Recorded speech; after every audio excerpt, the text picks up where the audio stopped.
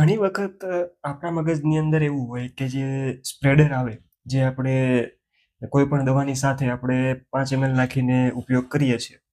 તો આપણા મગજની અંદર એક પ્રકારે એવો માઇન્ડસેટ બેસી ગયો છે કે આ સ્પ્રેડર અથવા તો આ સ્ટીકર અલગ-અલગ નામથી આપણે એનું ઉચ્ચારણ કરીએ છીએ અને ઓળખીએ છીએ.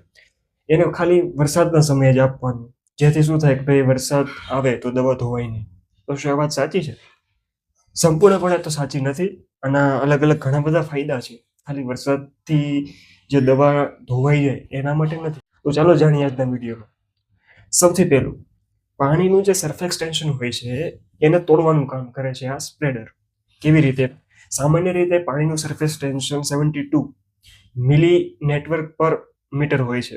એને જ્યારે પાણીના સંપર્કની અંદર જ્યારે સ્પ્રેડર આવે ત્યારે એને તોડીને 22 મિલી નેટવર્ક પર મીટર કરી દે છે. તમે ક્યારેક નોટિસ કર્યું હશે કે પાણીનું ટીપું હંમેશા ગોળ હોય, હે ને? તો એ ગોળ ટીપાને તોડવાનું કામ કરે છે સ્પ્રેડર, જેથી દવા આખા છોડની અંદર, આખા પાનની અંદર ફેલાઈ જાય. તમે જ્યારે સ્પ્રેડર નાખો છો પાણીની અંદર ત્યારે કેમ દવા આખી ફૂલ ફોર્સથી આખી આમ ફેલાઈ જાય છે? એનું કારણ એ છે કે એનું સરફેસ ટેન્શન તૂટી ગયું પાણીનું. બીજા નંબરે, સ્ટોમેટલ ઇન્ફિલેશન. હવે આ સમજવા જેવો છે.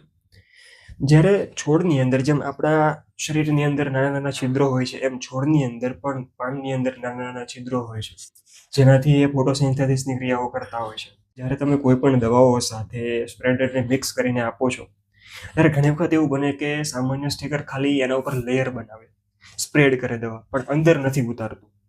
તો અંદર ઉતારવા માટે સ્ટોમેટલ ઇન્ફિલેશન હોવું ખૂબ જરૂરી છે. તો જ્યારે તમે દવાની સાથે જ્યારે આ સ્પ્રેડર નાખો છો, ખાસ કરીને સુપર સ્પ્રેડર, સામાન્ય સ્પ્રેડરની વાત નથી, સુપર સ્પ્રેડર નાખો છો, તો એ સ્ટોમેટાના ઉપયોગ કરીને છોડની અંદર ઉતરશે, જેથી દવા છોડની અંદર આખી એ દવા ફેલાઈ જાય.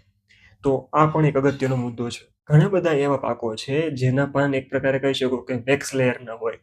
વેક્સ લેયર એટલે કે સાદી ભાષામાં મીમ ઉપર લાગેલું હોય, જેમ શેરડી છે, કોબીજ છે, પછી ડુંગળી છે. એના ઉપર તમે સ્પ્રે કરો એટલે પાણી સરકીને નીચે આવી જાય. તો એના માટે પણ સ્પ્રેડર ખૂબ અગત્યનું છે. સુપર સ્પ્રેડરની અહીંયા વાત થાય છે જ્યારે તમે આવા કોઈ પણ પાકોની અંદર સામાન્ય સ્પ્રેડર આપો છો ત્યારે ફક્ત પાનની ઉપર ફેલાવશે, અને જ્યારે આવા પાકોની અંદર ત્યારે સુપર સ્પ્રેડર આપો છો ત્યારે ફેલાવાની સાથે અંદર ઉતરવાનું કામ કરશે.